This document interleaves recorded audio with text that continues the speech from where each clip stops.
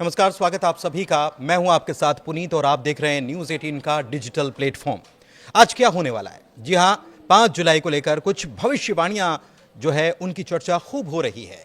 खासतौर पर social media पर इन भविष्यवाणियों को लेकर लोग तरह तरह की बात कर रहे हैं, बहस कर रहे हैं। खासतौर पर जापान में भूकंप को लेकर, भूकंप भी ऐसा जो कि अब तक का सबसे विनाशकारी भूकंप बताया जा रहा है। यह दावा हम नहीं बल्कि बात हो रही है जापानी भविष्यवक्ता की। कौन है ये भविष्यवाणी करने वाले वक्ता और उन्होंने क्या कहा है, किसके जरिए कहा है, ये सब हम आपको आज बताने वाले। लेकिन इससे पहले ये जान लीजिए कि हाल के दिनों में जापान में 1000 बार धरती हिली है।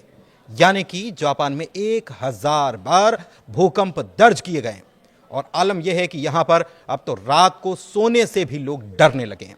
खासतौर पर आज का दिन उनकी नींद उड़ाए हुए है, क्योंकि आज है जापानी बाबा वेंगा की भविष्यवाणी का दिन।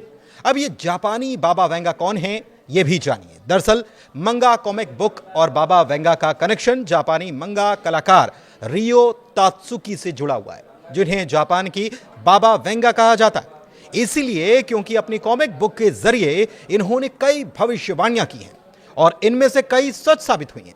वैसे आपको बता दें कि इनकी तुलना बाबा वेंगा से इसीलिए भी होती है क्योंकि बाबा वेंगा एक बुल्गारिया रहस्यवादी थीं, जिन्हें भविष्यवाणियों के लिए पूरी दुनिया में जाना जाता है।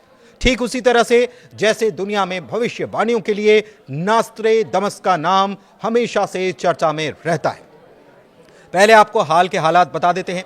जापान के मौसम विज्ञान एजेंसी जो है JMA, इसके अनुसार टोकारा द्वीप समूह क्यूशू के दक्षिण में पैसिफिक रिंग ऑफ फायर के भीतर कई टेक्टोनिक प्लेट्स के जंक्शंस पर यह स्थित है और इसमें 21 जून से 3 जुलाई तक 1000 से ज्यादा भूकंप दर्ज किए गए। इनमें से कई झटके जापानी पैमाने पर तीव्रता 1 या उससे अधिक के थे। 3 जुलाई को एक और भूकंप आया जिसकी तीव्रता थी 5.5। इसका केंद्र कागोशिमा प्रांत में टोकरा द्वीप समूह के तट से लगभग 20 किलोमीटर की गहराई पर था। हालांकि भूकंप के कारण कोई सुनामी की चेतावनी जारी नहीं की गई और न ही किसी बड़े नुकसान की खबर थी, लेकिन लगातार हो रहे झटकों ने स्थानीय लोगों को डरा कर रख दिया है। टोकरा द्वीप समूह के अकुसेती गांव के निवासियों को गुरुवार रात को सुरक्षित जगहों पर ले जाया गया। उन्हें 1 हफ्ते तक दूसरी जगह पर ठहराया जाएगा। प्रशासन ने इस बात की चेतावनी दी है कि भूकंपीय गतिविधि के आधार पर यह अवधि और बढ़ाई जा सकती है, यानी 1 हफ्ते से ज्यादा।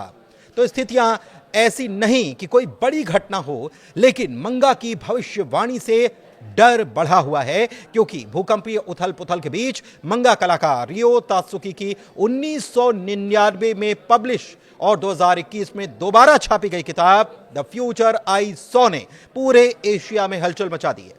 तात्सुकी को जापान की बाबा वेंगा कहा जाता है और उन्होंने अपनी मंगा किताब में यह दावा किया था, कॉमिक में यह दावा किया कि 5 जुलाई 2025 को जापान और फिलीपींस के बीच समुद्र तल में एक दरार आएगी और इससे 2011 के तोहोकू सुनामी से 3 गुना शक्तिशाली सुनामी आएगी।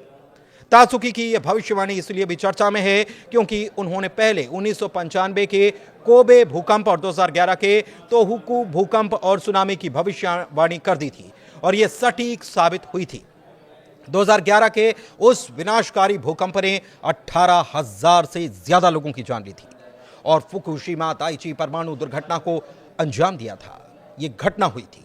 तात्सुकी की भविष्यवाणी और हाल के भूकंप ने सोशल मीडिया पर तूफान ला दिया। हैशटैग जैसे कि हैशटैग जुलाई 5 डिजास्टर ने लाखों व्यूज बटोरे हैं, जिससे कि लोग भूकंप, सुनामी और यहां तक कि साइबर हमलों की आशंका भी जता रहे हैं। इस डर के कारण पर्यटकों ने जापान की यात्राएं रद्द कर दी हैं और हांगकांग की एक ट्रैवल एजेंसी EGL टूर्स ने बताया है कि सोशल मीडिया पर वायरल भविष्यवाणियों की वजह से बुकिंग्स में भारी कमी आई है। हांगकांग एयरलाइंस ने भी जापान के लिए उड़ानों में कटौती की है और ग्रुप टूर की कीमतें 20% तक गिर चुकी हैं। लेकिन वैज्ञानिक क्या कह रहे हैं? वैज्ञानिक और जापान मौसम विज्ञान एजेंसी ने बार बार यह साफ किया है कि भूकंपों की तारीख, समय, स्थान की भविष्यवाणी करना वर्तमान वैज्ञानिक ज्ञान के आधार पर असंभव है। टोक्यो विश्वविद्यालय के प्रोफेसर रॉबर्ट गेलर 1971 से भूकंप विज्ञान का अध्ययन कर रहे हैं और उन्होंने तात्सुकी की भविष्यवाणियों को पूरी तरह से खारिज किया है और इसे अवैज्ञानिक करार दिया है। जापान के मौसम विज्ञान एजेंसी के निदेशक रयोइची नोमुरा ने पिछले महीने एक प्रेस कॉन्फ्रेंस की और यह कहा कि यह अफसोसनाक है कि आधुनिक विज्ञान के युग में लोग ऐसी आधारहीन सूचनाओं से प्रभावित हो रहे हैं। जापान के प्रधानमंत्री शिगेरू इशिबा और आपदा तैयारियों के अधिकारियों ने लोगों से शांत रहने और केवल आधिकारिक सलाह पर भरोसा करने की अपील की है और जोर दिया है कि जापान जो 4 प्रमुख टेक्टोनिक प्लेट्स पर स्थित है, भूकंपीय रूप से सक्रिय क्षेत्र पहले से है और ऐसी गतिविधियां असामान्य नहीं है, लेकिन लोगों में बेचैनी है, प्रशासन सतर्क है। इसके निवासी चिजुगो अरिकावा ने एक इंटरव्यू दिया जिसमें बताया कि बीते 2 हफ्तों से धरती हर रात कांप रही है और सोना भी बड़ा डरावना है। 23 जून को सबसे ज्यादा बार 183 बार भूकंप यहां पर दर्ज किए गए और इसके बाद प्रशासन ने तुरंत आपदा मुख्यालय को सक्रिय किया और कमजोर क्षेत्रों से लोगों को निकालना भी शुरू कर दिया। हालांकि विशेषज्ञ ये भी बता रहे हैं कि नानकाई ट्रफ में धीमी गति के भूकंप जरूर देखे गए जो भविष्य में बड़े भूकंप का संकेत हो सकते हैं। फिर भी इनका यह मतलब नहीं निकाला जा सकता कि कोई बड़ा भूकंप 5 जुलाई को ही आएगा। धन्यवाद।